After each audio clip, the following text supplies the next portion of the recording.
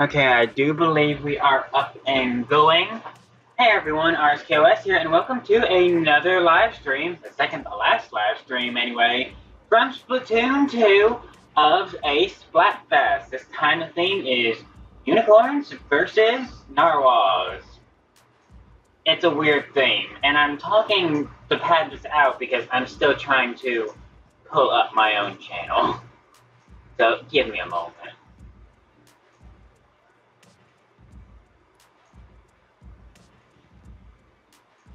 As soon as I manage to find my crying out loud.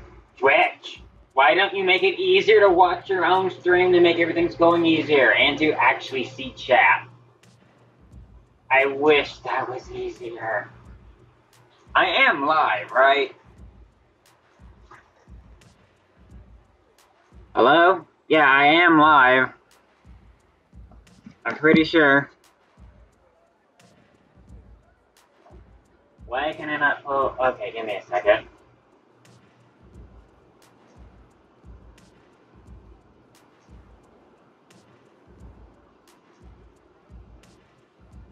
Ah, there we go. That took way too long to pull up. But we are live. So now I can actually see chat. That took a ridiculously long time to load up. But yeah, I've already played a ton of the Splatfest today. We're on the final leg of the possible upgrades, and I cannot believe I'm saying this, though. Apparently, this is the second to last Splatfest. The next one next month will be the final Splatfest of Splatoon 2. That was weird to say, because this game felt like it was updated a whole lot faster than Splatoon 1. It might just be because I haven't been able to play Splatoon 2 anywhere near to as much as Splatoon 1. I played the heck out of Splatoon 1, and I wanted to give Splatoon 2 the same treatment, and very easily would have if I had the time, but of course college started right when this game came out for me, so I just haven't been able to give it the time of day. And it feels so weird to be almost near the end of Splatoon 2's lifespan. And yet, I've barely played it at all. I played it enough to reach almost level 50 at this point, but still. Most people have played this game enough to reach level 100 a few times over. We're just going to be handling Turf War today. And make sure my audio is working. Yep, okay, that's going to pick up on the mic. But I joined Team Narwhal because what the heck is Pearl's problem? Narwhals are a real... I really hope that doesn't go over people's heads, but, if you actually... Oh, oh no. Oh no, we have two leaders. Oh no, is right. Anyway, what was I saying? Oh yeah, when they were saying what the Splatfest themes would be, it was super funny to just see Pearl for some reason think that narwhals were mythical creatures like unicorns. And it's like, what? I also like Marina's response that she has to pay her rent to her landlord, who is a narwhal. I have already seen some awesome, like, pseudo-Miiverse artwork of that. My favorite one so far has been, like, the narwhal just busting down Marina's door, like, "Where's the rent, Marina?" That is honestly my favorite one so far that I've seen. Oh, some great things have come of that. Anyway, though, let's jump into our first game.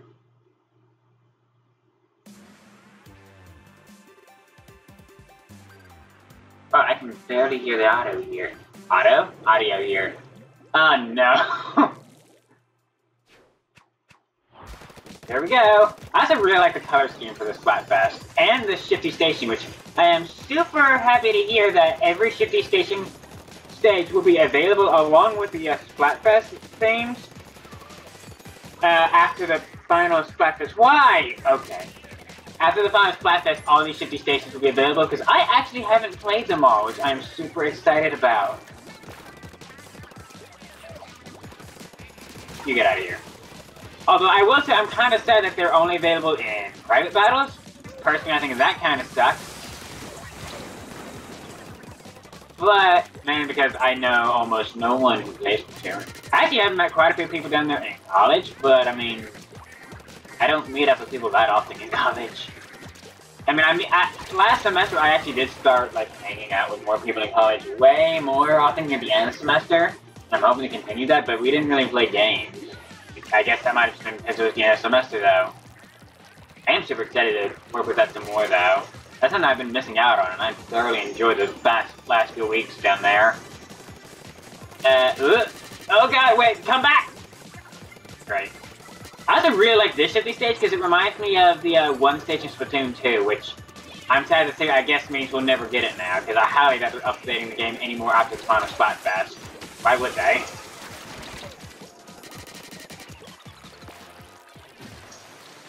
And it reminds me of that stage because the water level drops, just like the stage from the previous game. But honestly, it looks to me less like the water level dropped and more like just platforms rose out of the water. Also, I do think there are other people watching. If anyone's leaving chat messages, I can't personally see them right now. I have it pulled up, I just don't know if people are chatting, but I definitely see people are watching. I might refresh that after this round, just because for some reason, there are definitely people watching. Maybe it's just start stream, no one's chatted yet. Normally I've had at least like 2 or 3 people say something though. The silent stream. Okay, first time I've actually even mentioned anything about this round. You cannot escape me! I really like this color scheme though. This looks so cool. This is probably my favorite like colors yet for a Splatfest. Wow, nice shot! Point blank.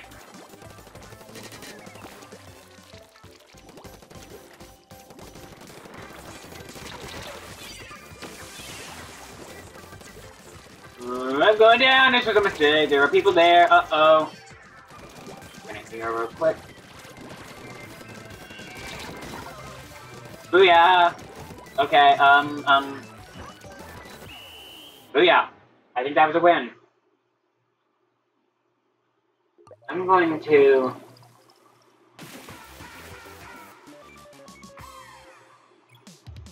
see if I can pull this up again.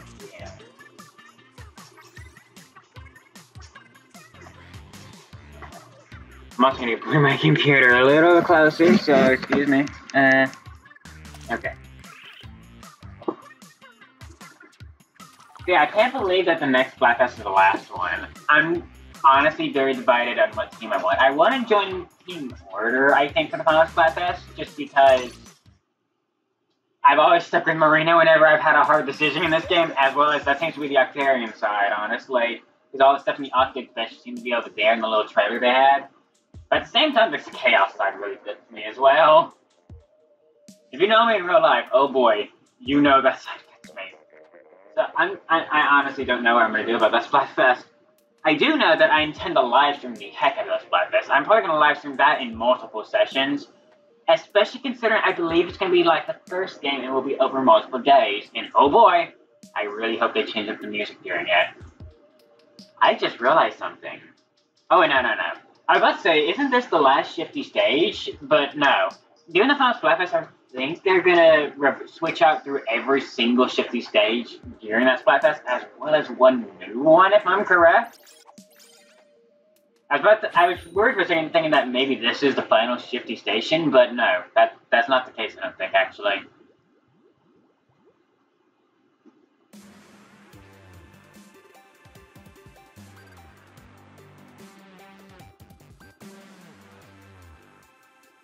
There we go.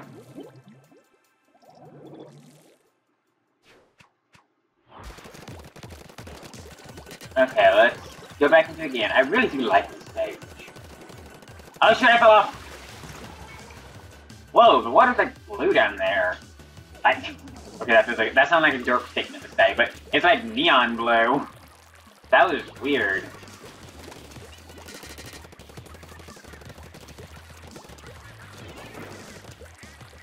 Did anyone even get over here? Okay, yeah, someone did. Also, as per usual, since this is a Splatoon Splatfest stream, I may not be able to even acknowledge the chat while I'm playing the game, but I will be able to... I will try to look over as much as possible and acknowledge the fact that there is a chat. I promise, I do try my best. Focus is extremely important, though. Oh, shoot! Okay. Uh-oh! I'm just gonna take evasive actions here and dodge like mad.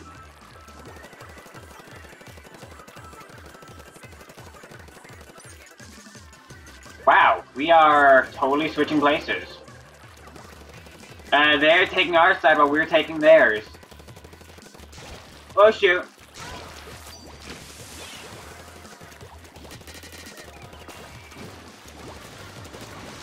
Oh shoot! Okay. Hey Tyler, my friend. Oh, thank you. Oh shoot, okay. Wow, this is going terrible. Actually, wait, there are people on the other side doing pretty well. Uh-oh.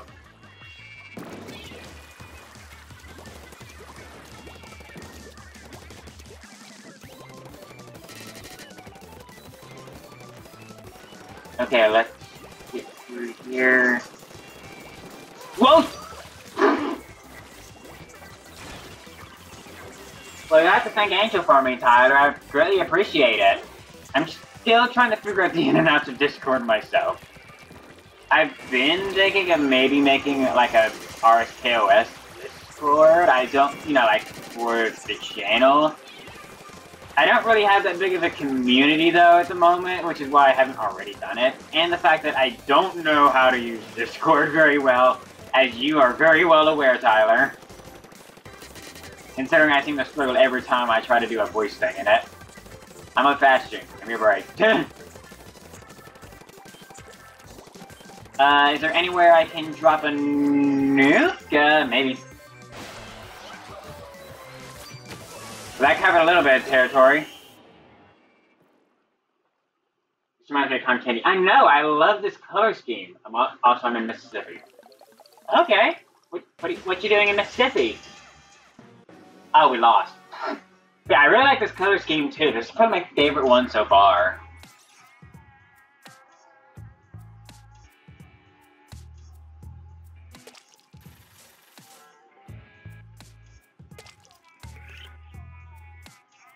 So we are going to be streaming until I reach Queen in this.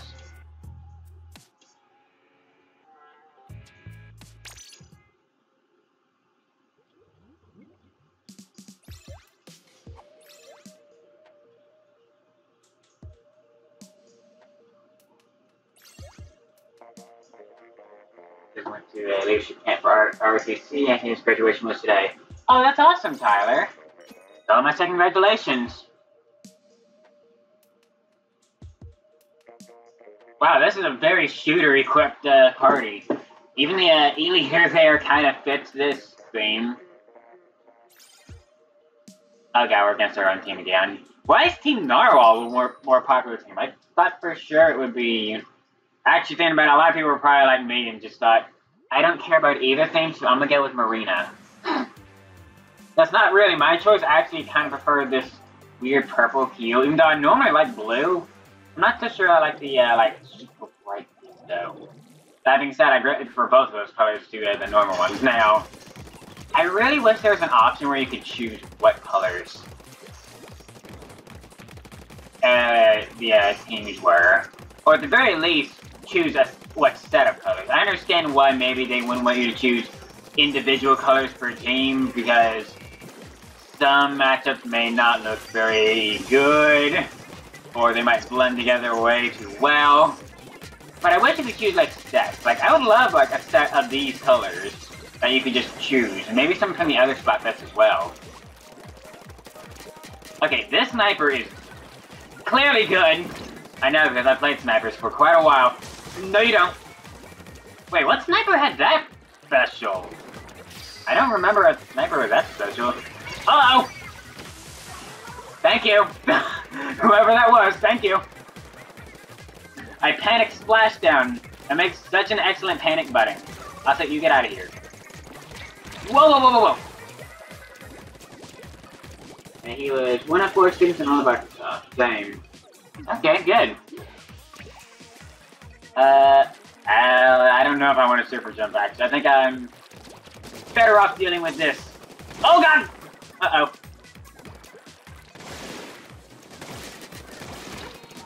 Got him. Ugh. Water level dropping. Oh, God! Stop going that way. That's the element of surprise. Ah! God. Ow. Oh, yeah. Oh, it's a Swiffer. That's why I wasn't recognizing it. I don't use the Swiffers that often. I've used them a little bit, though, and I admit they are actually pretty good at them, too.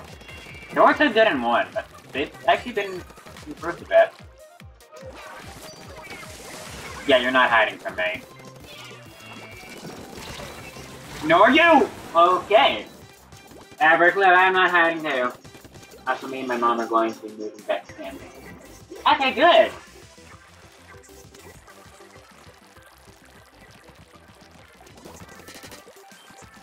By the way, Tony, did you happen to see my post on Twitter earlier this week about sunburned?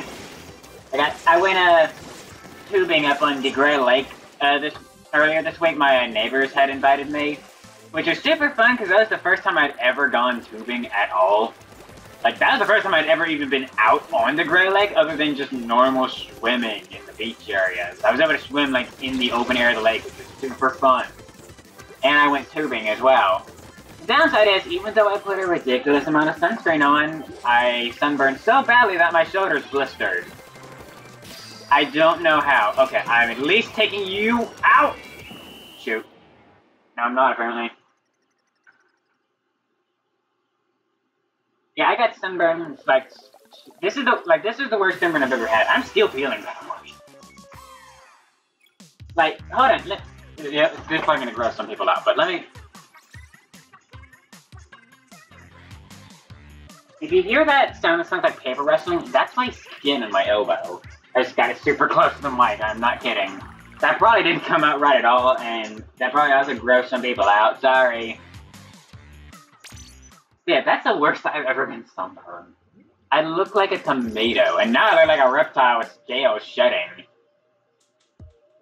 I wouldn't take it, but I wouldn't change that day though, because honestly, that was super fun.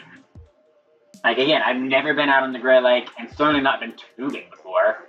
I only managed to get thrown out of the tube twice, which was, ironically, the least amount of anyone there. First time I got thrown out was not terribly bad, I just kind of rode and skidded across the water. Second time I got thrown out, the entire tube flipped over and did a few donuts, and somewhere along the way, one of my legs just got, like, detached from the rest of my body, like what you're supposed to do is, like, stay straight and roll whenever that happens, but my legs got separated from each other, and by the time I stopped skidding and rolling across the water, it felt like for a second, I honestly could not feel my leg. It took a second for me to realize it's okay. It just got really thrown for a minute. Think extreme splits, but sideways and against water. That part wasn't fun. The rest of it was, though. Yeah, we're up at South Ford, that area of the Gray Lake. And the same way with sunburns, yeah. We're both pale white kids. We sunburn like, well, I don't even have a comparison. We just sunburn. I have an orthodontist appointment at 8 a.m. on Thursday. Good luck. Ah, Wahoo World. I'm kind of sad that this game isn't going to be getting any more updates there, because I highly doubt they would update it past the final Splatfest, which is coming up next month. I am super excited for that Splatfest, like I said earlier, but I'm also really sad because that means this game's lifespan is essentially done, as far as them updating it. And I heard the same thing is happening for ARMS as well. Now, I don't have the same feelings about ARMS ending its, like, effective updating lifespan, because, I'll be honest, I didn't play ARMS more than, like, 3 or 4 times throughout the time I've had a Switch. And it's weird, because I love ARMS. I think it's incredibly fun, and whenever I have someone to play that game with, I love the heck out of it. It is super fun. But I just haven't played ARMS much. I guess it just doesn't have the familiar competitiveness as this game. And it probably is also because it requires a little more setup of the area just so I don't punch something. Because I'm one of those people who, I'm going to use the motion controls for that game. I'm not going to use a controller. That game is physically about punching, so I'm going to punch something. So I saw the chat about Banjo. I am super excited for that. I actually have the original N64 Banjo-Kazooie and Banjo-Tooie. I've never played much of both because I just never played much of them. Funny story, I actually got the original Banjo-Kazooie from my cousin, like, maybe 5 or 6, actually probably more than that, like 7 or 8 years ago now, back when I first got my N64, which, keep in mind, was well after the lifespan of the Wii. Like, the Wii had already come out and was well into its lifespan when I first got an N64. This also reminds me of Trix Yogurt. Yeah, now that I think about it, yeah, this really does look like... It looks more like Trix Yogurt than cotton candy now that I look at it. This feels more fitting of the Spring Fling, but, or the Spring Fest colors than what they actually use for that. Oh shoot.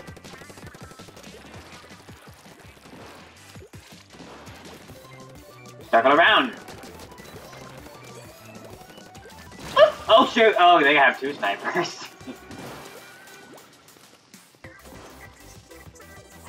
I haven't thought about playing Chrono Trigger yet. I've been thinking about getting it. Actually, it's funny that you should mention a DS emulator. I have a friend, Zach, who might actually watch this stream. He mentioned that he might want to play Pokemon, so he was thinking about getting an emulator. At this point, I think he's pretty much changed his mind, though, and he's just going to try and get a used DS or 3DS or something, just because he doesn't want to mess up his iPad with an emulator. I remember you used emulators in Pokemon a lot, though, back when I was in high school. But yeah, I saw Chegga started Chrono Trigger. I've never played that game, and I know nothing about it. I am considering getting it, as I wouldn't mind getting a DS, another DS game. I've actually been getting a lot of the older DS games recently. I am throwing myself at a wall here and not winning while I'm talking, aren't I? Wow, I don't even know what the state of that game was. I wasn't doing anything strategic. I was just rushing forward, and yet we won. Let that be a lesson. Sometimes thought isn't always the best way. Except that is terrible advice. Don't listen to me. Don't listen to me. Think. Also, King Day. Awesome name.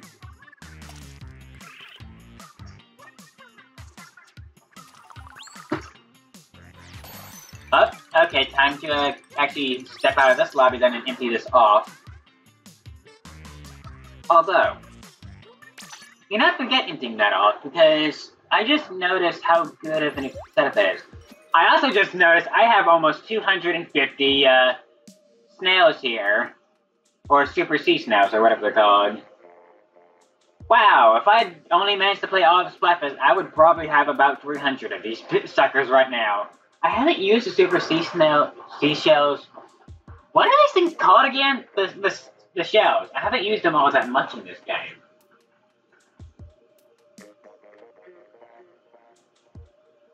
Yep, I still use emulators to play Pokemon ROM hacks and randomizers. Oh yeah, that's a good point. Yeah, my friend, I say friend, he's my roommate, Zach. He's thinking of getting in the Pokemon on the side, it seems, so he's kind of been asking me, okay, what gen should I play as an emulator, what DS should I get, because he doesn't even have a DS. So I'm trying to help him out with that via phone, and very bad autocorrect. He watches my streams, so he'll probably hear this whole conversation later.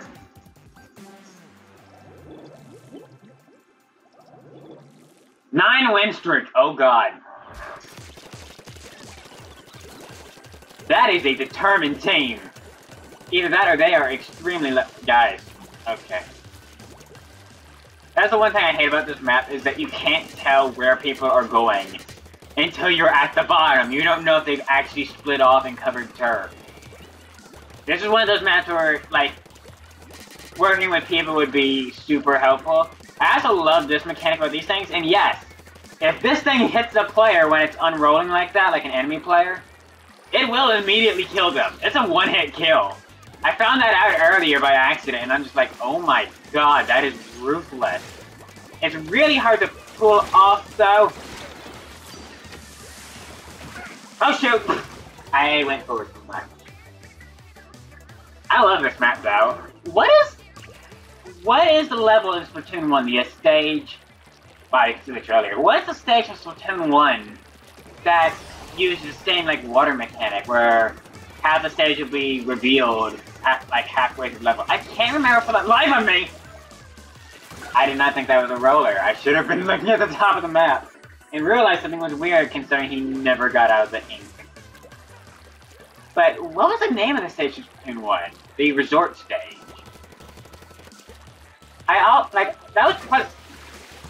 That was stupid. That was probably one of my favorite stages from Splatoon 1.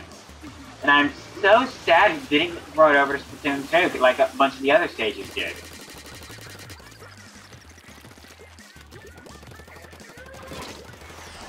Uh-oh. Oh, I'm not escaping that either way, am I? Yeah, you remember stage 2? Flounder High.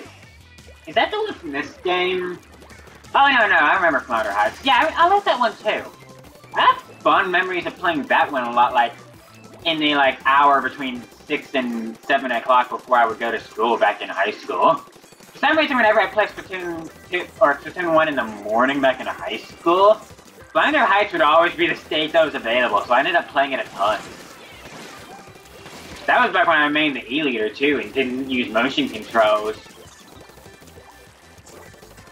I can't really play the E-Leader in this game, I don't know why. I just can't get into it.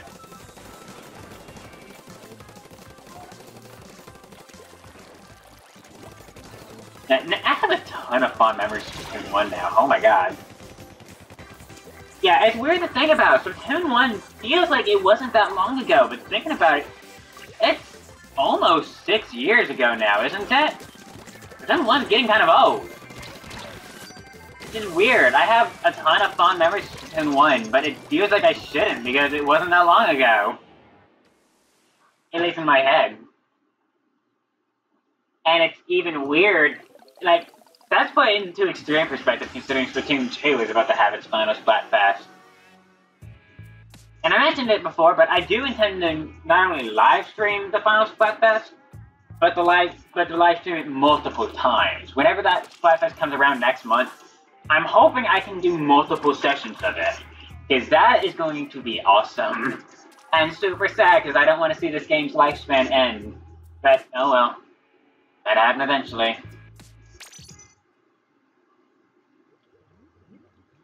2015. Okay, not 6 years. Not 6 years. For some reason I was thinking it was along the lines of like 2014, 2015. Okay, so it's not 6 years ago, but it's about to be 5 years ago at the least, which is, for games, a lot of time. It's probably also put into perspective considering I was in, like, high school, like 10th or 11th grade back in high school whenever Splatoon 1 came out. And now that Splatoon 2 is nearing the end of its lifespan, I'm about to be a junior in college. Which is also really weird to put in perspective. Wii released 2012. Is it really that long ago now? I mean, I guess now I think about the Wii it's been out for a long time. But I didn't think it was that long ago now. I also remember the Wii having a longer lifespan than it did. Same with the GameCube.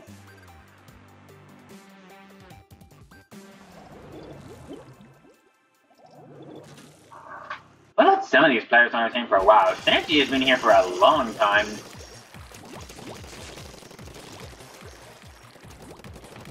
Also, Walleye Warehouse, I love this stage. I am so happy this stage came back from Splatoon 1 and... Is it just me or is the floor shinier? And I'm noticing lighting and stuff like that way more in games now just because I'm working on designing levels and modeling stuff and like posing it for renders and stuff now that I'm studying game design. So like, I just gained an eye for this stuff, I guess, that I guess most people wouldn't have. It's kind of weird, but I can kind of look at this stuff and recognize, oh, that's really effective lighting. It's also because, like, that's probably the thing my professors in college actually focus on the hardest. If that lighting sucks, you suck. It's essentially the approach they take, which is not a bad approach, because that is, like, half the image. But, still. I should not still to it. It is half the image. It is important, but wow, they put that in perspective. I love the stage, though. The fondest memory I had of this in Splatoon 1, honestly, was a ranked mode. Lighting some tour. I like it there, too. That's also pretty good lighting. But, the fondest memory... Wow, I just saw a man die. Wow. Whenever you see a charger on your team just decimate someone, that rip out. Like, whenever you see a charger just decimate someone with a really good shot, it's just like, oh my god. That was an E-leader too in our team, so wow. Props to him. What was I saying? Oh yeah, the fondest memory I have of this stage on Splatoon 1 was actually a ranked mode flat zones stage. I don't know what the heck happened. I was playing with the Kraken. Actually, no, not even the Kraken. It was the Carbon Roller, I believe. Back in Splatoon 1 on flat zones in this stage. And we won that round, but I don't know how this had happened. In that one game, and I kid you not, I got 30 kills. And remember, assist kills were not a thing that were counted back then. I got 30 legit kills with the Carbon Roller in Splat Zones on this stage once. Back in Splatoon 1. I don't know how that happened, because I did not think I was, like, I think I'm decent at this game. I am not that good at this game, though. Not to that extent. I'm sorry if I'm getting loud, but I'm gushing. And I don't, like, that is an insane thing that I don't know how I managed to pull that off. Like, it was ridiculous. I think, I remember what I was doing. I would just be roaming around this splat zone there like a shark, just swatting people who jumped in.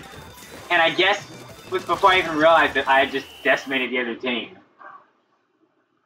You know, kind of like how I just did now. Let me see, I'm still working on I haven't played Xenoblade Chronicles 2 in a while now. I think to go back and finish the game. I did a playthrough of it once, and then I started going back to it again to do a proper, more complete playthrough. I reckon it was one of the first blades I got early on. I gave her to Mia. And I actually really liked Ursula. She was a really good blade. I need to get back and play Xenoblade 2 again. I haven't played it in almost a year now. It's really weird because I love the heck out of that game. I also been grinding for gold chips. Remind me what gold chips are again?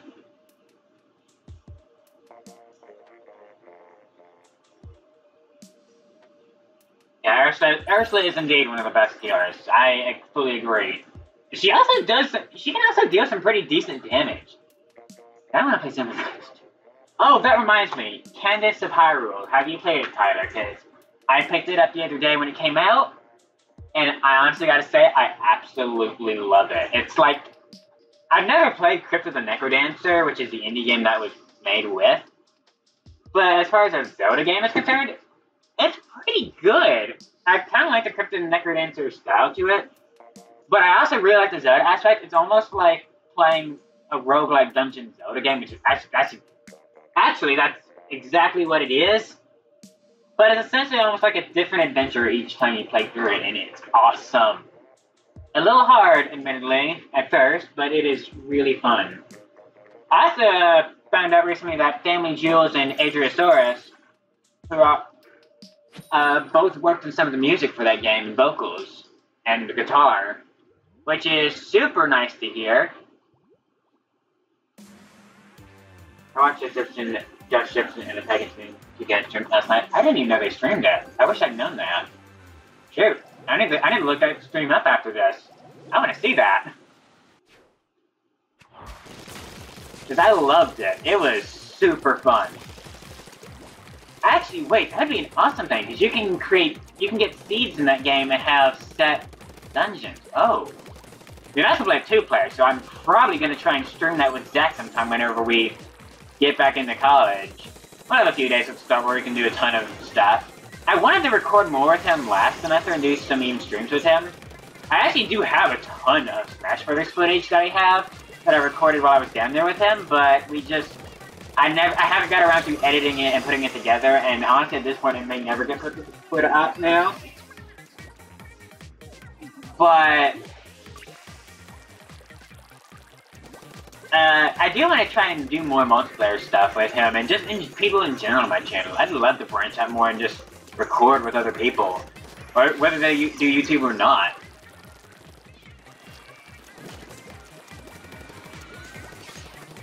That's probably the young, friendless child in me coming out saying, I want to play my multiplayer games with people. Wow, he completely missed! I was focusing way too much.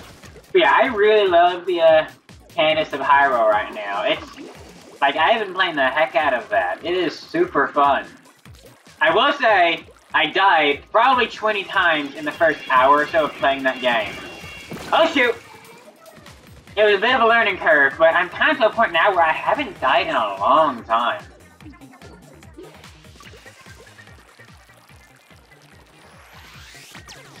Like, once you get set up in that game, I don't know how the original Crypt and the Necrodancer is. I kind of want to play it now. I'm hoping it comes out on Switch now, actually. Or it might already be out on Switch now that I think about it. That's a pretty old indie game now. Well, relatively old. No, I might look that up later. Oh shoot! That makes such a lovely panic button slash super jump nuke. Can you find me? Yes, you can. Yes, you very much can find me. To be honest, I think it would be fun to record with you.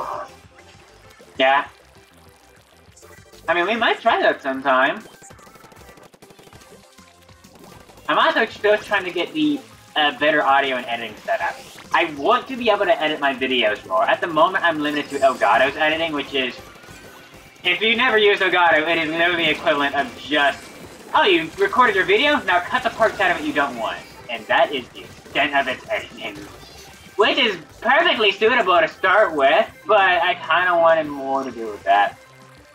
Premiere Pro would be what I want, would probably be what I use, considering I already use Adobe products to extremes. I use the heck out of Photoshop, not even just for YouTube, but I use that extremely just in game design. I have to create textures somewhere, and Photoshop is how you do that. And I've tried using Premiere Pro before, but I just... The thing is, I had Photoshop taught me. That was one of my classes in college, so I know how to use Photoshop. Premiere Pro is not a class I had, so I'm not entirely sure on how to use it. I usually tried to patch up a Twilight Princess episode early on, but other than that, I didn't figure out how to use it really. And one game I'd love to come to Switch is Ori and the Blind Forest. I thought that was out on Switch. I might be wrong.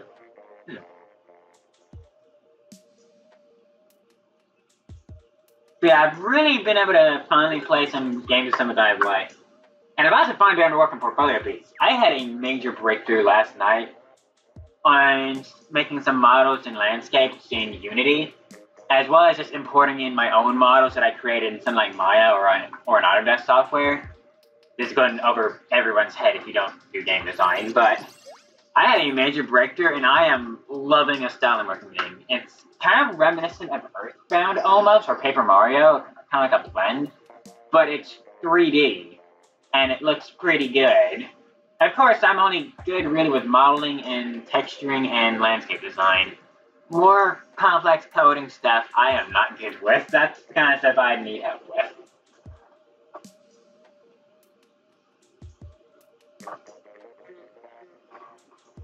Yeah, it's nice to finally have time to work on portfolio pieces and to have the tools to do it. Because by the time I graduate college, I need to have a few of them ready to go. Yeah, they have a really good game design program down there at SAU. I'm thoroughly enjoying it.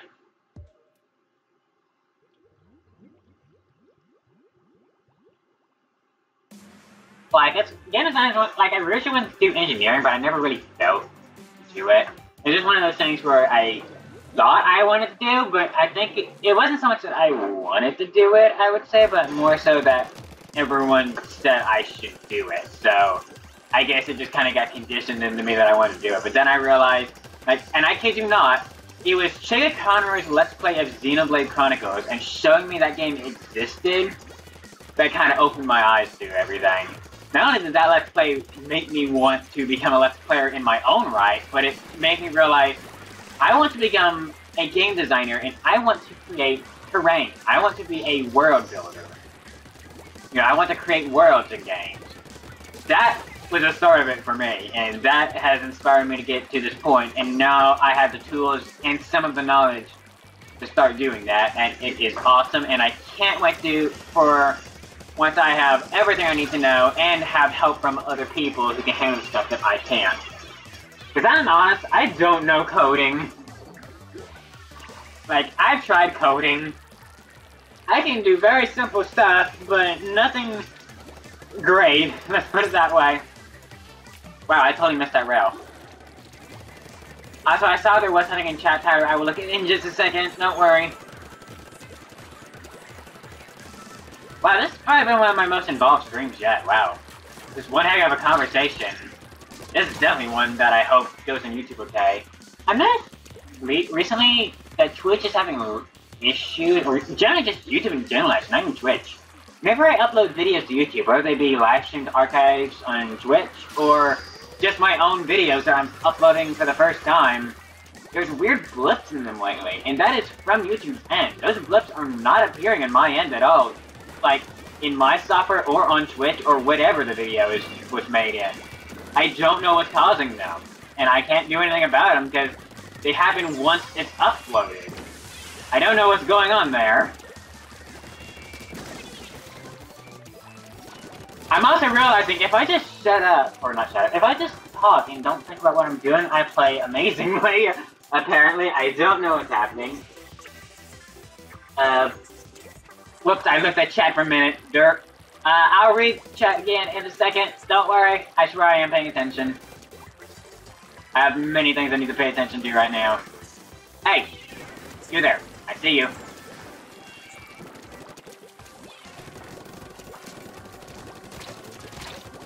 I need to duck.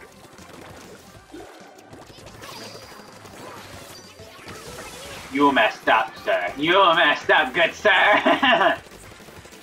Oh, that makes such a lovely panic button.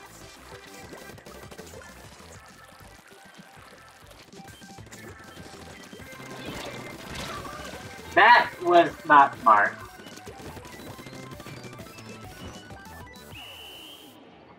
But I know I'm into architecture, and it's because of Sim Sports that I got into architecture. That's pretty cool, Tyler. Architecture would also be something really nice to fall back on, thinking about it as well.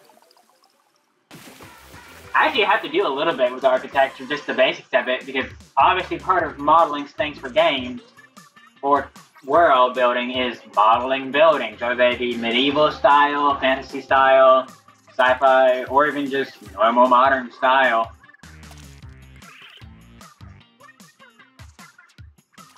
Yeah, the theme that I've been working on, though, for my latest portfolio pieces and world building, I mentioned that Earthbound Paper Mario-esque 3D style. Yeah, the main gimmick of that is that most of the models are kind of still polygonal, you could say, and the colors are flat. You know, there's not much texture to them at all. They're fairly flat colors, which I think looks pretty good, actually. It needs to be relatively a little bit more detailed, but I think it's looking pretty good. It's not realistic, not at all. It's absolutely 100% stylized, but it looks pretty good. I'm also making sure to use extremely bright colors. You know, because I think that looks pretty good. Now, of course, I need to add more stuff into it. It's going to have more detail than flat. Like, the texture will be flat colors, which is why I'm going to make up for that in more adding detail to it.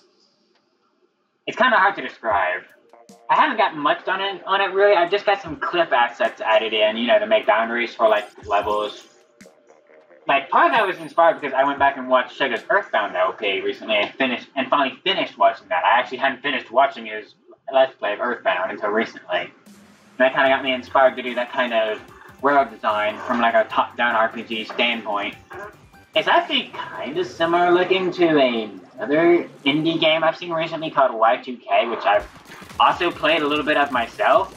That was also inspired off of Earthbound, but I'm kind of doing my own thing with, and I'm not really taking much from like Earthbound or Paper Mario at all, except aesthetic choices. I don't really even have an idea for gameplay. It's more of just okay, here's a world I can build, and you can just let people to walk around in it, you know? It's taking the approach of like an RPG world, but it still has the... But it's still not, it's not ready for that kind of thing. It's just a, you know, it's not built with that in mind. It's just built with the, it's kind of how to describe. It's built like an RPG world, but it's basically a walking simulator at the moment, just because that's all I got. I'm not good at coding. I'm great at coming up with game design ideas, but actually implementing them myself, not so much. I can implement world design ideas, but actually the coding parts of it are, a little less so. The best, like, I can't really even do all that much with animation, per se. I can animate things like a block moving back and forth, but it comes with, let's say, animating a character. Albeit, I haven't had a class on that yet. That's actually next semester for me, but still.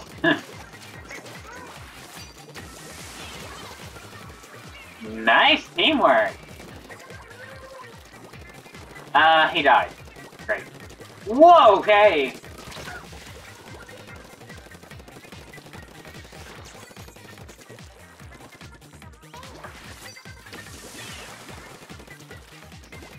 Back up! Uh-oh. Uh-oh. Save me. Ow. I didn't know where I was still.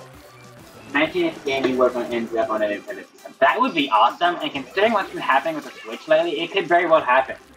Our senior project down at SAU, you know, senior projects, the senior project every year down there is to make a game. I kid you not. Like, last year, the senior project for the previous class was to make a game, and they did, and it's a proper PC game. You can go out and buy that game. It actually exists, like, as a proper game. I think it was called Depths of Madness. It was kind of like an atmospheric horror game, which isn't my thing, but I mean, I can appreciate the design of it, absolutely. It's not my kind of game. I wouldn't really play it personally, but I can definitely appreciate the design choices and the hard work that went into it. And oh my god, I have so much respect for anyone who can make textures and models look good, because oh my god, if you want to know how that works, in order to apply a texture to a model that you make in a 3D space, you have to give it a UV. And that is essentially taking every single face in a model and unfolding it into a 2D space. Like, it's essentially a puzzle from hell. It is sometimes incredibly easy, and sometimes maddening. Generally, it's maddening when it's something organic, like a tree or a person. But, oh my god, sometimes it can be a nightmare. I understand why. Thankfully, I'm getting better at UVing, which is nice, because apparently a lot of people have issues with that, which I understand why. Sometimes it is a nightmare. That is easily the hardest part of modeling, is making good UVs. It also takes up the most time, I would say, as well, even more so than modeling it out. The only thing that might take up more time than anything is just literally thinking of the idea. Like, modeling it out and creating the texture and applying it doesn't take half as much time as laying out the UV. Because you literally take this 3D object and unfold it. Keep in mind, not every 3D object unfolds evenly. It can be a nightmare. I just thought about the fact you could make custom content from stems if you wanted to. I could make custom models.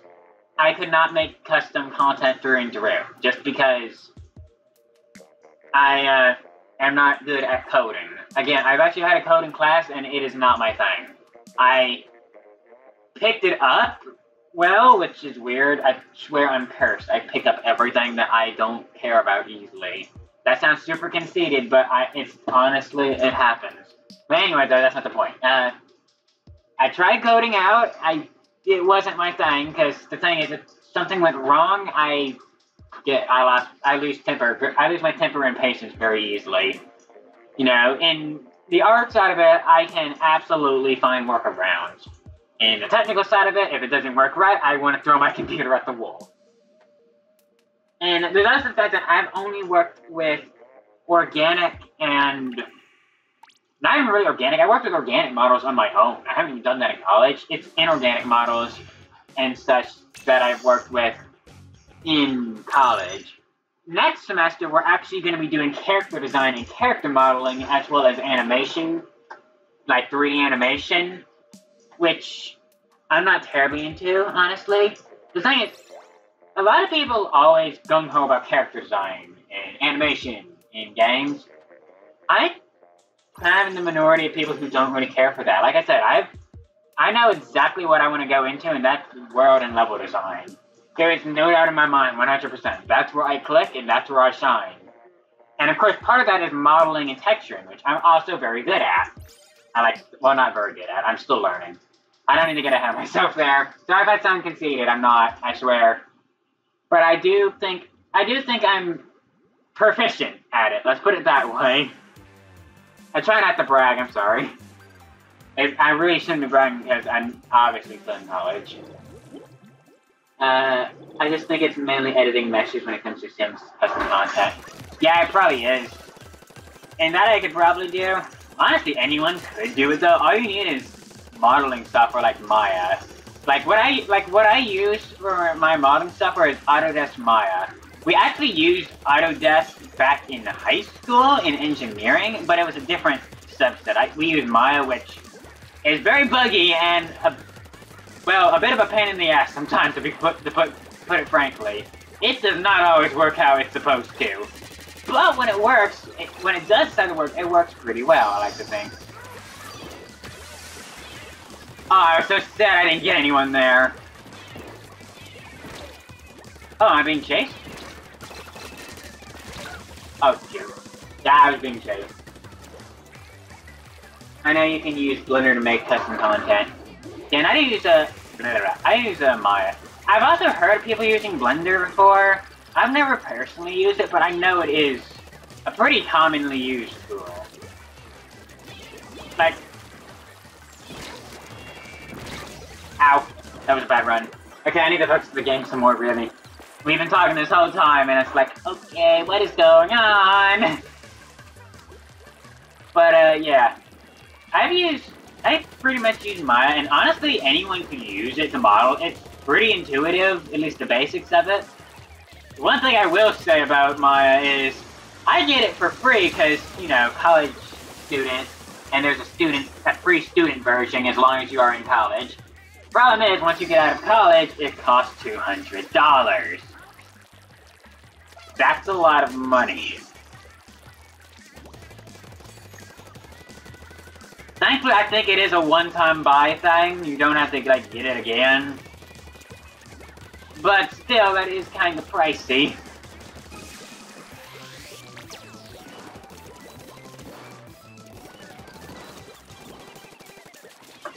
Good.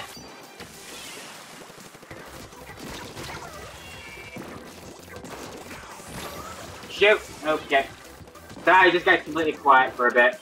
Dang, that's a lot. Yeah, a lot of game design software is expensive. There's another bit of software called Substance Painter that thankfully also has a free student account, but it can also be pretty expensive. And even something like Photoshop, which I use very regularly, and will probably have for the rest of my life, to be honest, just with how much I use it. Even that costs like $25, $50 a month. I think it's more along like $20, $25, honestly, but a month? That is pretty expensive, and there's, unlike the others, there's nobody just outright buy that. And Substance Painter, it's pricey, and that one is a rental. There is no buying Substance Painter. Although, I know Substance Painter is actually about to fall under Adobe as well. If you wonder what Substance Painter is, it's a better way to create textures for 3D models. You can load up the model in Substance Painter and paint directly on the model. And you can also create normal maps and stuff, which basically are just details at its core. It's super useful, although I still generally use Photoshop in tandem with it. If you ever wanted a crash course on game design, here's a probably very bad crash course from a upcoming junior in college. You know, someone who definitely does not have all the details. A month, 20 a month. Yeah. Yeah, I'm not kidding. It's a little pricey.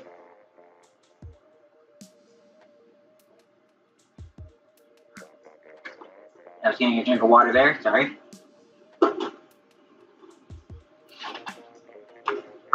Trash tier! I just noticed the name. That is awesome. I love the names. I love people's usernames on Switch in general, but especially for Splatoon. They're so good.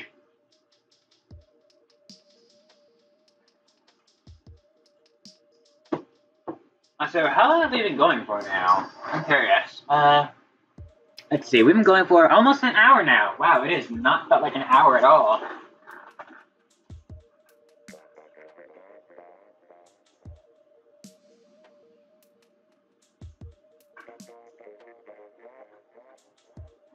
Oh, shoot. I just tried to stretch my arms out and kind of pop my fingers, you know, or crack my knuckles.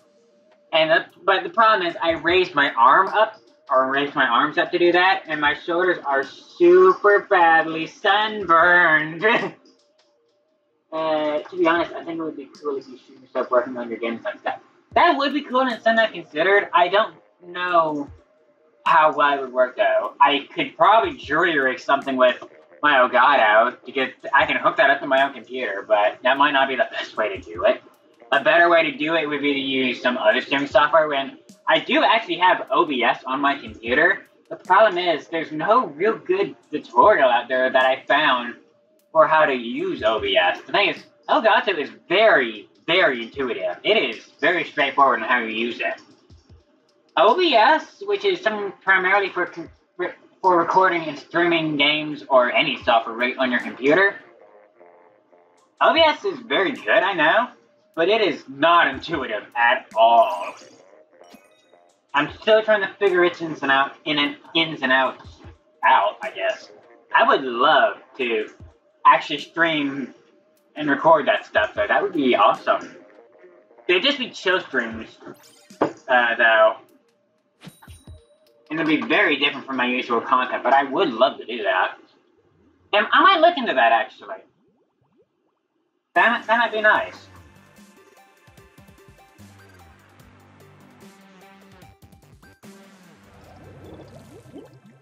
I might consider that. That actually might be something I might want to get some of my other game design friends down there, because obviously I'm friends with a ton of the other people in the game design department down there. And there's a lot of people down there who are way better at this than I am, but there's also a lot of people who specialize in the different areas of game design than I do. Obviously, there are people in coding, there are people who focus on the other aspects of it, such as animation. People have different aesthetic abilities. Some people are better at modeling characters, or drawing them, or whatever. Like, thinking about it, that might be something to look into, actually. I don't know if, I might bring that idea up with some people and see if they would be willing to do live streams of just us working on game design stuff. That would require a lot of setup, but I also know I'm not the only people who does recordings down there. Albeit, I think I am one of the few people who does Let's Plays, but I know for a fact there are other people down there who absolutely do live streams. So I might look into that. That is an idea. Thanks, Tyler. I might try getting you in touch with one of my online friends that know how to use OBS. Okay, that would be nice. I probably won't be doing anything with it yet, though. Man, because I still have other live streams I need to do. And speaking of that, I know it has been almost 2 weeks since the last live stream of Twilight Princess, and we still have to do the Cave of Ordeals. I promise I am not putting it off. I have been meaning to do it all week. The first half of the week, I would say I was too badly sunburned to even think about doing it. And like, at this point, I just got super busy and just haven't been able to do it. I promise, honestly, if I am able to, I will probably stream the Cave of Ordeals tomorrow. I really do want to get that out of the way. Because once the Cave of Ordeals and Twilight Princess is done, I can say that I have 100%ed everything there is to do in Twilight Princess, and even all the optional stuff that you really don't need to do. The only thing I can say I didn't do is the Cave of Shadows, because that's hard in Hero Mode. And that's another thing, I can say I 100%ed Twilight Princess in Hero Mode. Not many people can say that, I don't think. I say not many, but probably like a few thousand, probably. A couple 100,000 probably have done that, but you know. What about on YouTube? Oh, shoot! Oh, thank you, whoever you were. That's the other thing I like about this particular map. It is so vicious sometimes. It feels like things are happening all over the place. It is a bloodbath on this stage sometimes. And it is awesome. It is so fast-paced. I love it. Ow. It's the greatest anatomy video game. Oh, you know what? I'm actually not surprised. It's a video game of everything nowadays. Wow, I just got lightheaded from that round. Oh my god. Doing all that talking while doing all that. Yeah, I've discovered something about Splatoon 2 that, or Splatoon in general, that I've never realized. If I just ramble on about random stuff that doesn't have to do with the game, I do really good.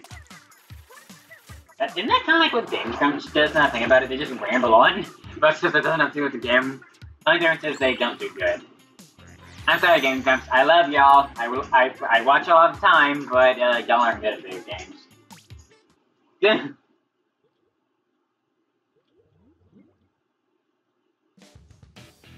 Also, disconnect. It finally happened. Oh, wait, no, it didn't disconnect. The map's changed. Oh, it's 9 o'clock, right.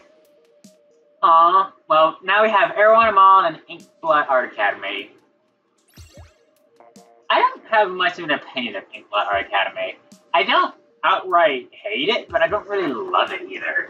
It is definitely leaning in the spectrum of dislike, but I wouldn't say it's awful. I'm actually not sure what my least favorite stage in this game is. I used to say Piranha Pit, but I've kind of grown to it lately with how open it is. I still need to start a new game, plus Xenoblade Chronicles 2. I still need to finish Xenoblade Chronicles 2 again. I played through it once, and then I almost immediately, reset it, because that playthrough was awful. My first playthrough of Xenoblade Chronicles 2 was me rushing through the story, ignoring everything, because I got engrossed. I did side questing at the beginning, and then I just got engrossed in the story. I'm just like, okay, forget this, moving onward! And then on my second playthrough, I started doing as much as I could. But I still have yet to finish the game.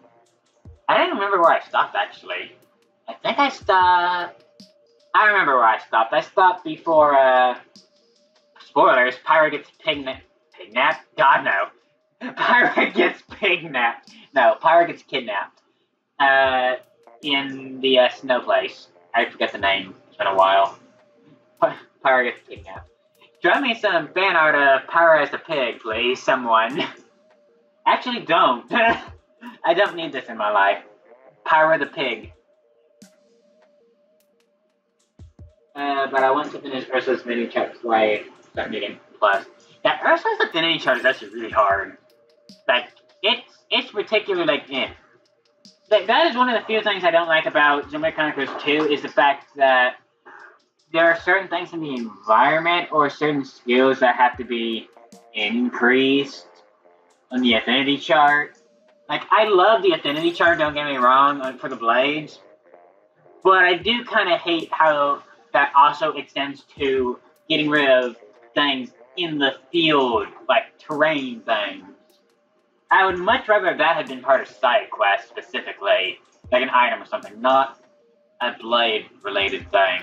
Because honestly, it's a bit of a pain. You'll get all the way through an area in a side quest, and then it's just like, Tantoff. Right, Tantoff. How could I forget? I love the theme there. But, you get all the way through a side quest, and then at the very end, it'll just be like, oh, you don't have such and such skill on your blade leveled up to max. You're gonna have to go back, play the game for another 20 hours or so, and then you're gonna be good to go. And it's just like, why? I love Xenoblade Chronicles 2. I do not think it's as good a game as Xenoblade Chronicles 1. But it is very good in its own right. It is very good. Okay, what's your favorite place in Xenoblade Chronicles 2? Probably, Uriah. Because, honestly, when I first got to that giant open area in the belly of Uriah, my jaw dropped, and I honestly started tearing up at how beautiful it was. That took my breath away. It was like the Tora Marsh and not so long for Xenoblade Chronicles and Xenoblade Chronicles X on steroids. And like, the best part is I arrived there at nighttime, right? But it was like sunrise nighttime, so right before day. So I got the beautiful scenery, but the daytime music was kind of kicked in, which honestly, like, I love Uriah. I still have not played Xenoblade Chronicles 1. You've seen enough of it, Shuggers, though, you know? Haven't you? I still think Xenoblade Chronicles 1 is superior to 2. Not by much, though. Well, looks like I have 3 updates available on Adobe. Thanks, computer, for interrupting my live stream with that. I hope I didn't pick that. I honestly prefer the 3DS XL version of Xenoblade Chronicles 1, though. Just because of its portability. I kind of wish they would port that to Switch as well. That would be awesome. Now, I don't necessarily think it needs to be remastered. It would be nice, but I know that'd be a ton of work. And honestly, I'd rather that work be put into creating the next Xenoblade Chronicles or Xenoblade Chronicles X game, rather than them. See what I mean? That thing kills instantly. This thing is brutal. I'm sorry, I derailed that for a minute, but I'd rather them do that than remake Xenoblade Chronicles 1. But I would love to see it remastered again for Switch. That would be lovely. Not remastered to the extremes though, just like more like a port that has a bit of doctoring on it, you know? Maybe some updated models, that kind of thing. You know, there have been mods out for a while now of the for Xenoblade Chronicles that updated the textures and made them more high definition. Kind of like what they would be like on the Wii U, and that's kind of what I had in mind if they ever wanted to remake that game. I would love that. Or not remake, but, you know, remaster.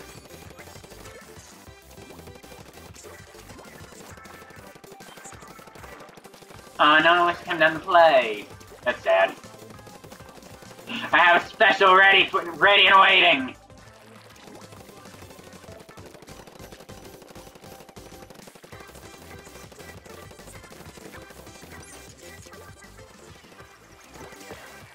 Oh! You messed up this joke.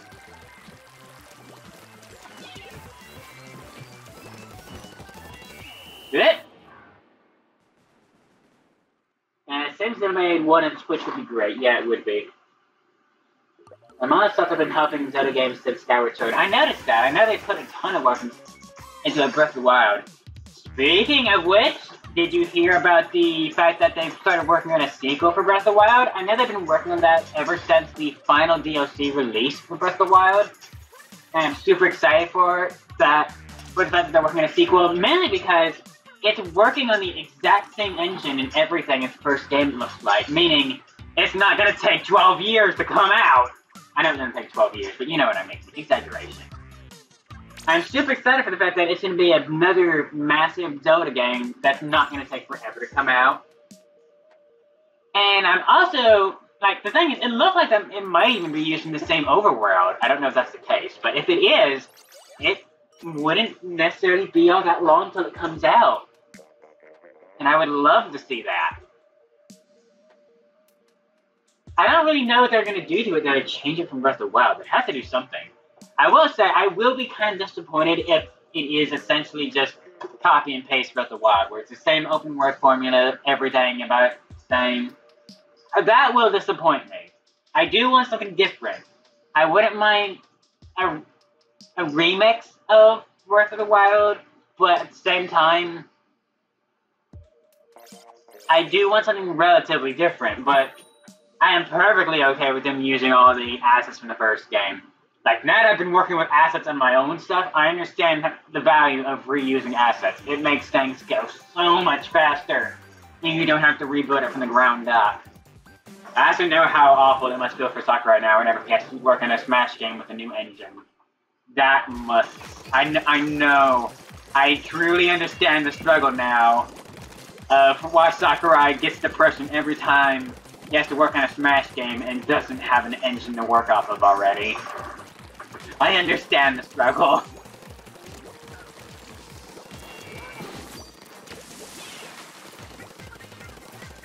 I'm just gonna head down here, not my mate. I really hope for Final Splatfest they did something with the first game and use new music. I hope they use both music from the normal campaign and the auto expansion. That would be awesome. I should use my special. I'm stuck in the Yugi clan. First in the face with love, stuck in the Yugi clan hideout. Yeah.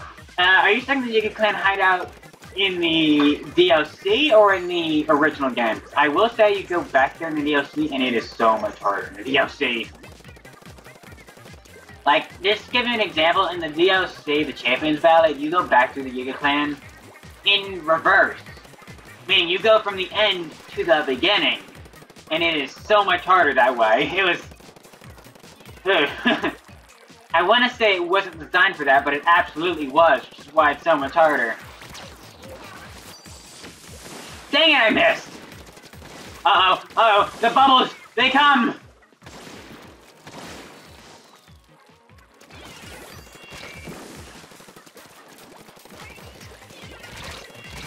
Ow, the bubbles! The bubbles! Original game, yeah. I really say I do like the Champions Ballad a lot, though. The only problem I have with Champions Ballad is that everything you get from it is really only useful for the final boss. And I don't know how I feel about that. I also don't know how I feel about its difficulty, because funny story, the first time I played through the Champions Ballad, ever, I did it on Master Mode. And, ooh, don't do that if you're playing that for the first time. I learned the hard way, because it is so much more difficult on Master Mode. I honestly think Breath of the Wild is best played on Master Mode throughout the majority of the game, except maybe the beginning. The beginning is a little too brutal. But for the rest of the game, I think the game is best played on Master Mode, except for something like, say, that game's Cave of Trials, or Trial of the Sword. That's a bit extreme in Master Mode as well. And the Champions Ballad is also a bit extreme in Master Mode. But the rest of the game is so good in Master Mode. Kind of like Twilight Princess mode. I don't think I've ever played Twilight Princess again out of Hero Mode. I enjoyed it that much during my Let's Play. I don't know the DLC. I would recommend getting it, although you might finish the game first. It's by no means needed, but it is a pretty good DLC. It gave me an extra, like, 10-20 hours worth of gameplay out of it, you know? And keep in mind, for me, that was spread over the course of a few weeks, so that's a lot of time, actually.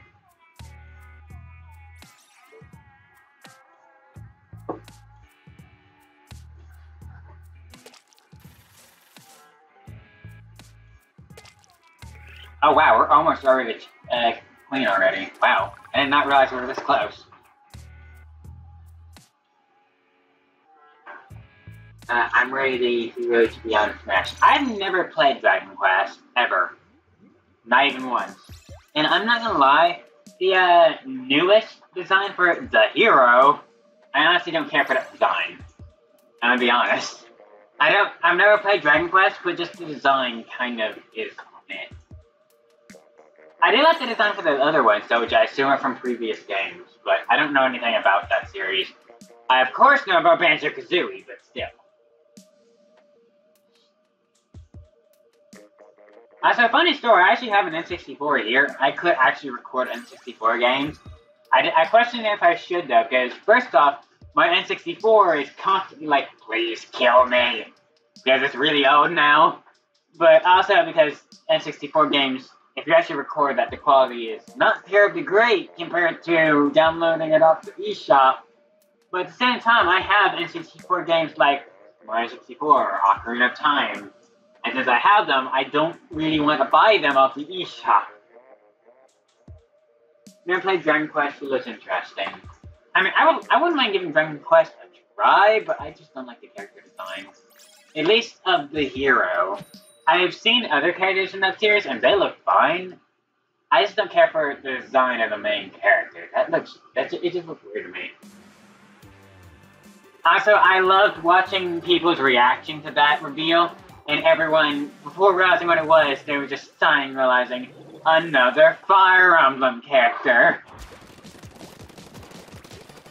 Keep in mind, this is coming from someone who likes Fire Emblem. Like, I actually really like Fire Emblem.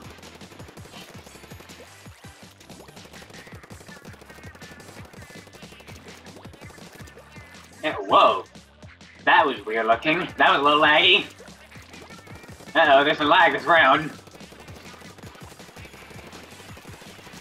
I totally lost my train of thought. What was I even saying? Oh shoot, don't go up there.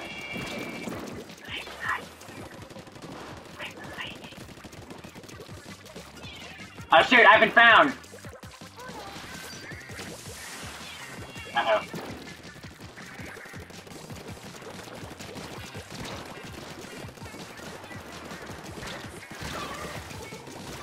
That was not good. Oh yeah, what do you think about 3 Houses based on what we have seen? I honestly just don't know much about it, but I am excited to play it. I will probably live stream that game too, to be honest.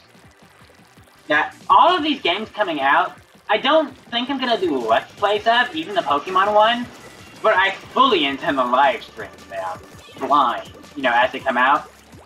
The thing is, after I finished Final Fantasy 12 blind on my channel, you know, my official first LP, because it's the first one I ever finished, you know, even though I've been here for 2 years now, ever since I finished that, I realized I fit way more in to not doing blind Let's Play. They're fun, but I'm not a blind Let's Player, clearly. I am fully a, like, okay, I've played this game before, like, here's my experience with it, you know? Because I'm gonna be honest, Final Fantasy 12 was a bit of a cluster. Like a cluster hack. And honestly, part of that is because I was super busy and not really able to record because that was the first semester of college for me. But part of that was also because, well, it was a blind Let's Play, and I didn't know what to expect. And albeit, I love Final Fantasy 12 now. That is one of my favorite games, like, of all time now. I love it that much. But, well, I will admit, I'm not terribly happy with that Let's Play. Which is why I'm kind of hesitant to do more blind Let's Plays. But live streams, oh, the possibilities are available there. Yeah, you're more like Chugga when it comes to LPs. Yeah, a little bit. I also try to do a little bit more research. Another reason I wish I could do more editing, but I don't have the software, and I don't really have the money to get the software for that, because that's, like, Premiere Pro is expensive. That's like $40 a month. I kid you not. That is expensive. And to get that exclusively for editing my videos, which is a hobby. And not only just a hobby, but a hobby I don't currently make money off of. It's not in the cards. That's one reason why I like ours and Chugga's LPs, because of hearing y'all's experience with the games. Yours, not ours, yeah, that is one thing I've tried to focus on more than anything with my LP, because I've been, with the exception of Final Fantasy 12, every game I've Let's Played so far, even the incomplete ones, is something I've had a experience with, whether it was a recent one or something back from my childhood. And I always try to mention that in the LP as much as I can, just kind of to put y'all where I was back when I first played it, you know, explaining that. Which is something I've loved doing so much. One of the reasons I wanted to Let's Play is to just share my experience with the game, more than anything. And I gotta say, I've loved every minute of it. You know, it would be nice if I had more people watching, but I'm not complaining. I'm really not, I promise. It doesn't really matter to me that I don't have that big of a community. As long as there are some people watching at all, I am perfectly grateful. And with that, we're actually within 100 points of reaching champion. Also, I noticed something recently, and I want someone to confirm it. During Splatfest, if you actually go to the Salmon Run mode, the weapons there, are they always random during Splatfest and Salmon Run? Because the last 2 times, this Splatfest and the last time, both times I did Salmon Run during the Splatfest, and the weapons were set to random all the way across both times. Is that something that just happened during Splatfest? Fine time to be asking that, considering this is second to last Splatfest, but if that's when that happens, I need to get caught up on your Galaxy 2 LP. Yeah, I am super happy with my LP of Galaxy 2. I've got to the comments in that game, which is making things, challenging. I will say, for some reason, the last few episodes have had a few video issues. I've mentioned it before, YouTube has been acting up. There are issues, like just a few hiccups in those videos that are very noticeable. You know, like for a second. They don't take away from the video, they're just like, whoops, that's the hiccup. Wow, this thing is deadly. But, the thing is, they aren't appearing when I'm editing the video or playing it back on my own end. The minute I upload it to YouTube, though, it's like it glitches, and I don't know what that is. I don't know if it's something messed up in the uploading process or if it's something entirely from YouTube's end, but I don't have a fix for it, so it's just kind of stuck there. It doesn't take away from the video too much. I'm not terribly worried by it, but it is still, it's something annoying. And I think I've also finally got my audio set up perfect for that series. It was a little bit iffy near the beginning of that series, but I think I've got it set up well. Booyah, guy! Nail that guy taunting you! It's always nice to see a sniper on your team absolutely obliterate someone in the other team who thinks that the sniper is nothing. And then the sniper just absolutely annihilates the person. That is always lovely, nice to see in this game.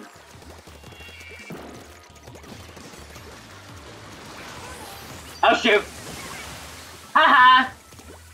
That's worth teabagging. Or teabagging, squid-bagging. I don't usually do that, but that's worth it. Ow. I don't usually do that, because whenever I see that happen, it's time for someone to die! Where is that person? I have a vendetta on them now. I have never seen karma that instant in this game before. Oh my god. I decided to teabag over that person, but someone else in the team immediately decided to make it. That is the most instant karma I have ever seen in. I have not played Online Smash since April. I need to play Smash Online again. I haven't really played it since April either. Well, no, I probably played a little bit in May. The problem is my Wi-Fi here is awful. As I've mentioned before, the struggle of uploading my videos taking like 3 or 4 hours each. It's ridiculous. Went down at SAU, which everyone says they have bad internet there. It takes me little time. Okay, no, I'm heading. I think I've accepted that we've lost this round, so I have one sole mission. Where is this person? I will find him and I will end him. Or not. I think the sniper ended him. I'm happy with that outcome. Can I play Online Smash again? I would love to live stream that. I have way too many games backlogged in live stream now. I need to live stream Splatoon, I need to finish Twilight Princess, and then I need to go back and finish Sonic Adventure.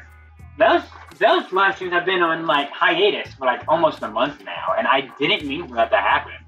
I just wanted to finish up my other live streams before I went back to Sonic Adventure. But I do fully intend to finish that entire game through stream. Anyways, those are really fun live streams, and they also got a ton of views, which is kind of funny. Apparently a lot of people like Sonic Adventure. I have not internet at my place right now, I just have a mobile hotspot on my phone. Okay. Oh no, my team has abandoned me.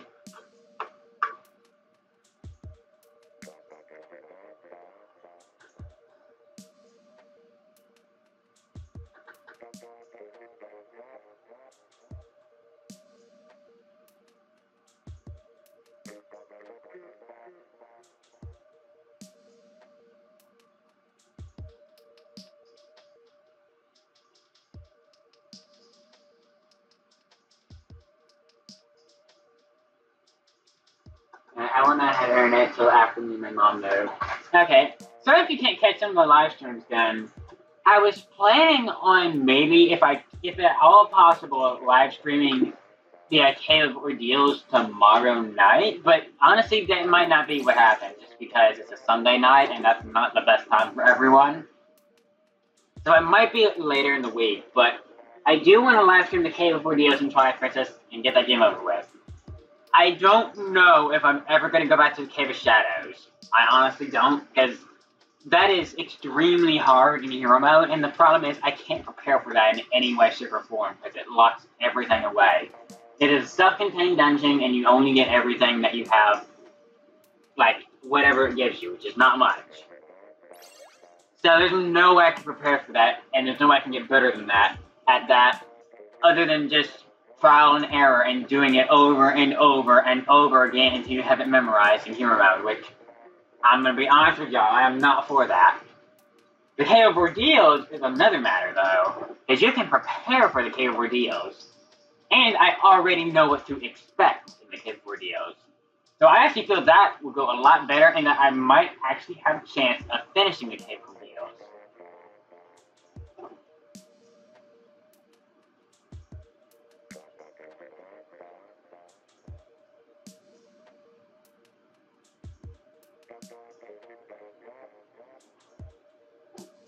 So yeah, I do want to live stream that pretty soon and get it just finished. Oh, I've been using data to watch this since April. Not having internet is not like Imagine Line. Yeah, I understand. And things have been crazy since they dropped Joker.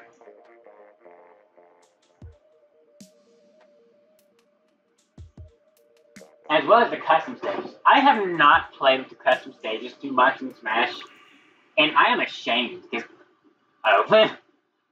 I love the custom stages. I love what they're doing with them in this game. I just haven't played with them too much. I actually got a stylus recently for my Switch just for Mario Maker and Smash.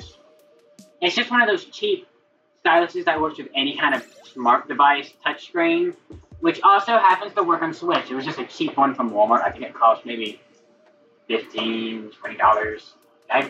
Probably more like, actually, it was probably more like $10 to $15. It was really cheap, but it actually works pretty well. I am super excited for Mario Maker. When does that come out again? I already have it ordered and everything, so the day it comes out, it's supposed to be shipped to me. When does that come out, though? Now that I think about it. Oh, screen just flipped for a minute. And tried to get to McDonald's and use their Wi-Fi to play Smash Online, we were not able to. Yeah, that makes sense.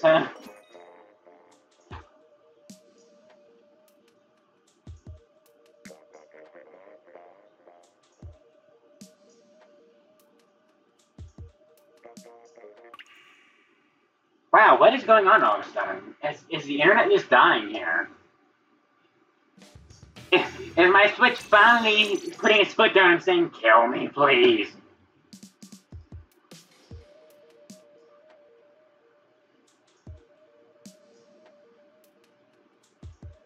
Okay, what is going on? I swear, this is Splatfest in a nutshell. I swear, if during the final Splatfest next month, if, like, if after every fourth match you don't lose the connection, then it's not a true Splatfest. You have to have the full experience.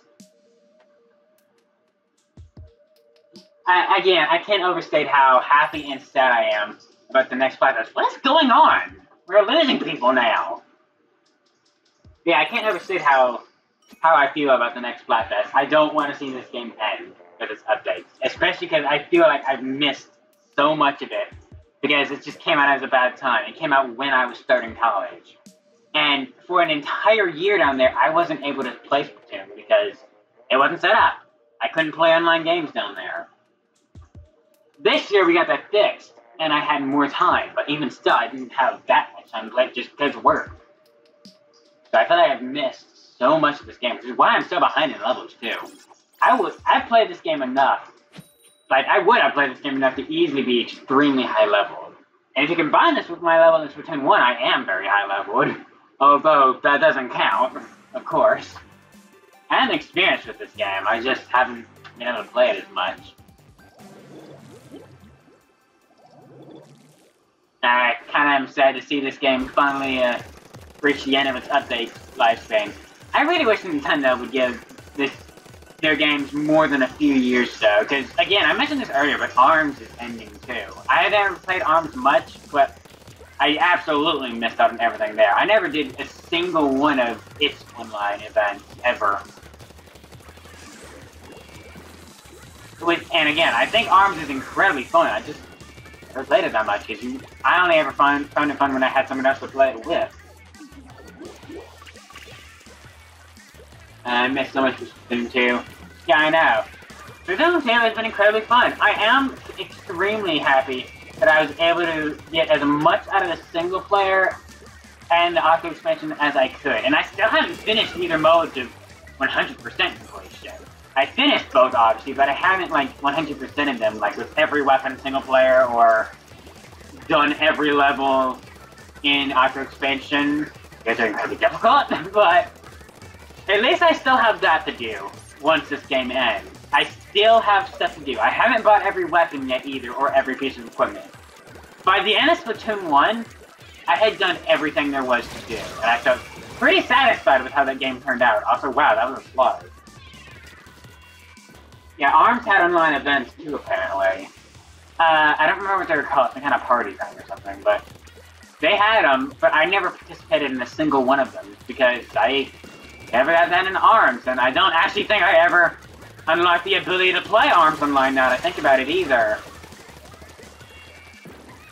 I always played ARMS with other people locally. I had my friends over and we'd play it. Mainly my roommate, he enjoyed ARMS a lot, and I can't blame him. I swear that game was built for him. Also, oh my god, what is happening? I am not this good. They're not here! What do you mean this way?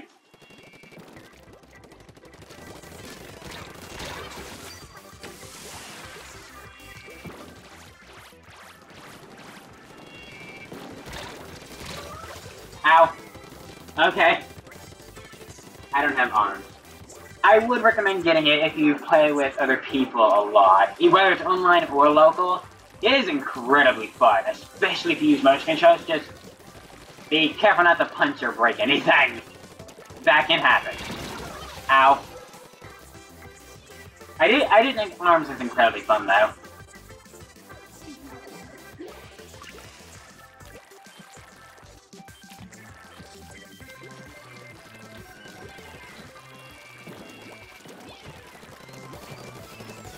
Also, this is probably our final match, I just realized that.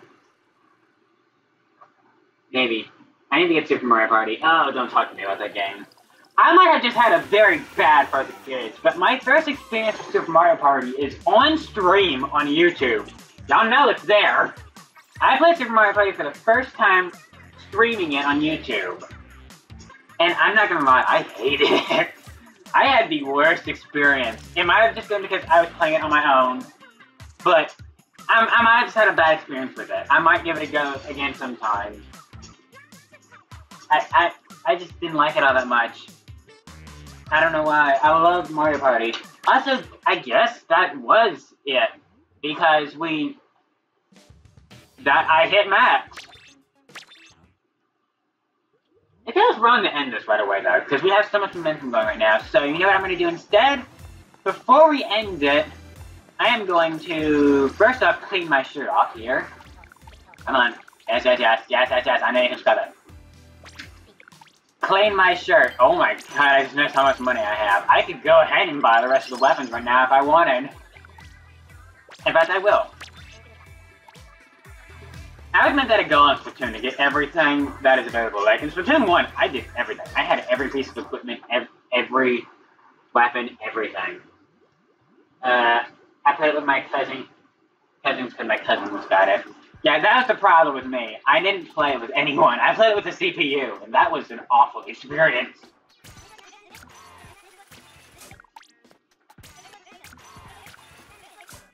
Okay, I have 3 more weapons to get, and then I think I will have them all unless they've added more. Or unless they decide to add more.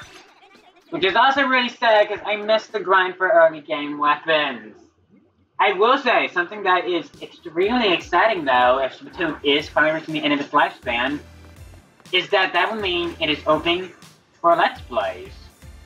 Oh my god, I love it! Your rant is to do! Pay up! That's not the one I was mentioning that I saw at the beginning of the stream, but that is the general theme of it, and I love it. Marina! Where's your rent money? Yeah, but enough of my cousin. Okay. Since we have a little more time, I think, and we had good momentum, what the heck? We're gonna do some salmon run. Bonus, everyone! Bonus salmon run. This is what I mean. It's all random. The weapons are random. Is that just a Splatfest thing? It looks like this in the last Splatfest too.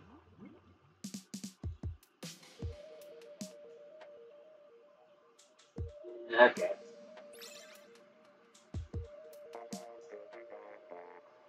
Yeah, I played this earlier and got a piece of equipment. And yes, there's my measly rank. I know.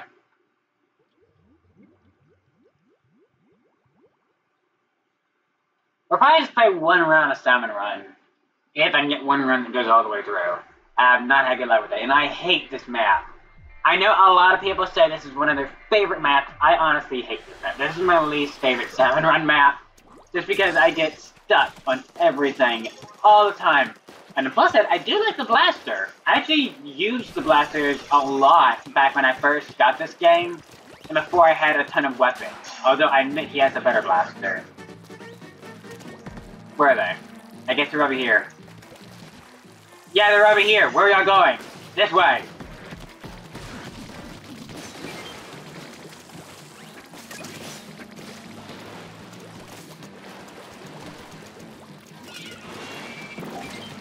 Boom!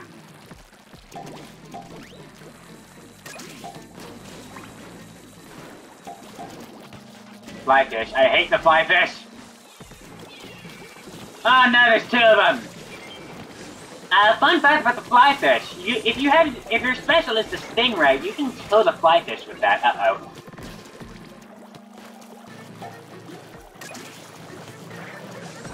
Working on it, guy. Guy, I'm working on it. There you go.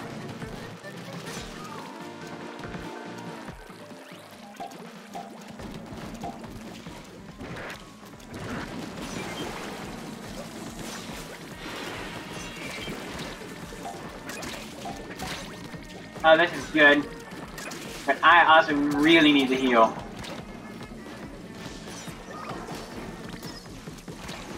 Uh-oh.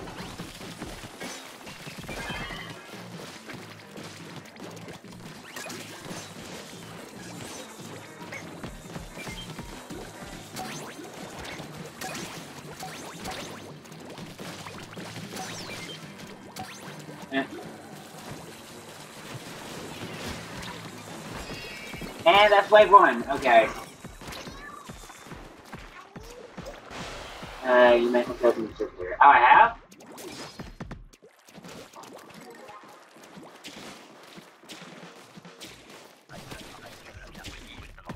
I feel like I know who you're talking about, but I can't place his face.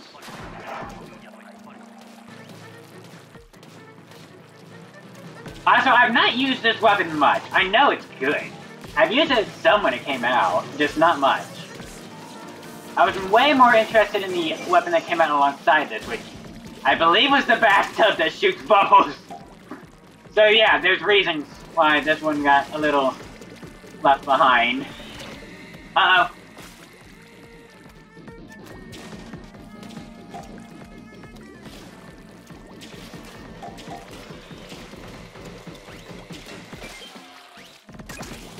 I don't need to let myself get cornered with this weapon, because I can't do anything about it if they gang up on me.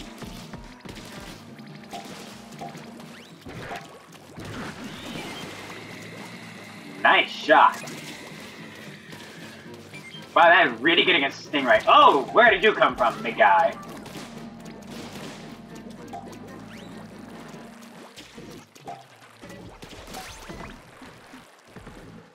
Okay, we got a big boy.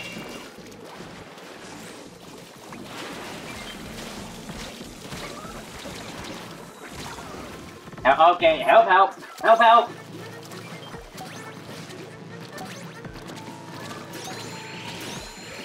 I'll reach you in a minute, Tyler. Oh wow, there's a lot of eggs there.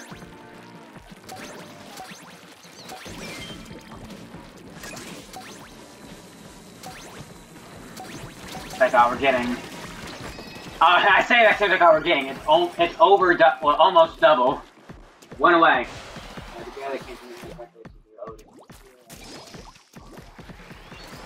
Make breakfast. I still can't place a face.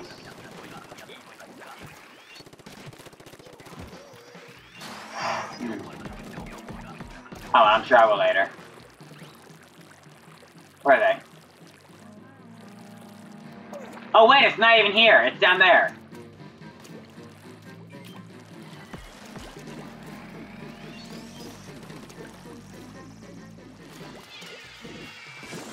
Oh great, we all aimed at the same one. Okay, good, I got this.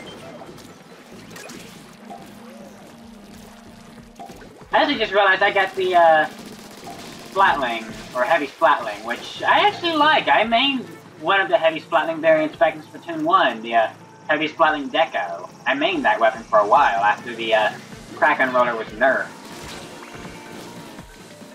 Let's be honest, I don't ever only play the Kraken Roller really for the Kraken. The roller part was good, the Kraken part was where it was at though. And the thing is, they nerfed rollers so badly that they can be recovered in Splatoon 1. I greatly approve their approach to the rollers here.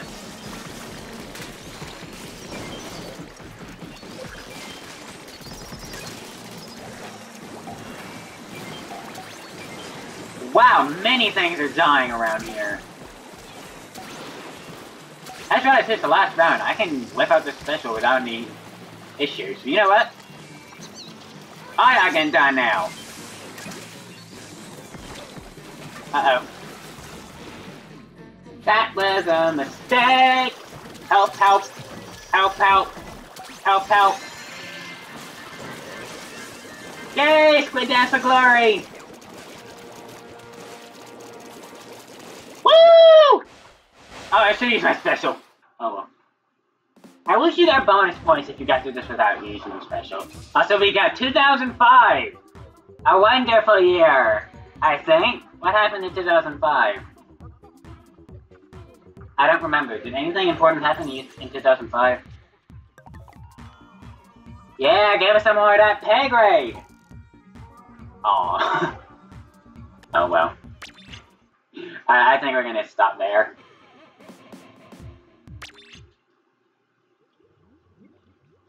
Yeah, that was a quick little bonus there.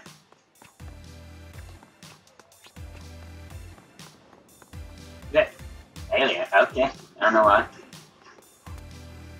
With that, I think we're actually going to end this stream here. But before I do, I actually want to walk around with the artwork because I haven't done it for this stream.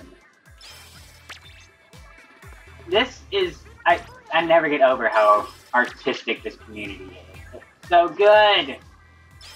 It's so good! These ink colors did... Okay, sure. Wait, what is this? I can't read that. Hold up.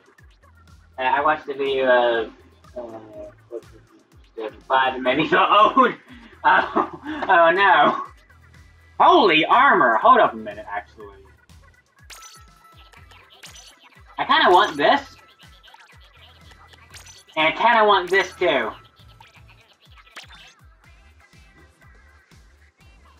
Okay, Team Chaos, let's trash everything, booyah! Wait, next month is the Splat Apocalypse. This month is Unicorns versus Narwhals. Okay, Team Chaos, let's trash everything next month! Oh no, Pearl's gonna destroy the world next month! Team Chaos versus Order, oh no. I have to decide, I have to make a choice. Oh my god, don't know what to think about Pearl looking like that.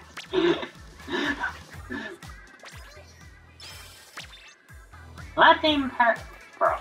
Team... May as well be Team Pearl. Team Unicorn artwork, but not much for, Team Narwhal.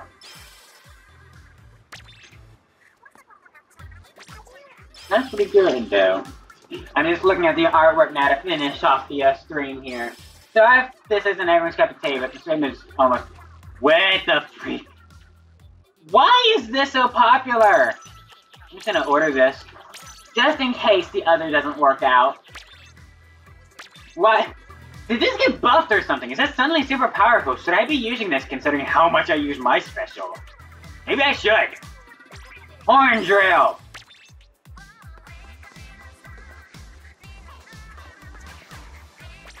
What? Oh, it's a unicorn inner too. Yeah, I've actually got my pool set up now finally, and it's super, super fun. And it's super relaxing. I say Chaos has had a Splatoon 1 Splatfest affected Splatoon 2 story. Yeah, I'm honestly not sure. I kind of tempted to just sway to Marina's side just because that's who I always go with if I don't know who to pick, but I don't know. I also kind of like the coloring better for the order size, that like blue. I'll have to look into it. Okay, is there anything else?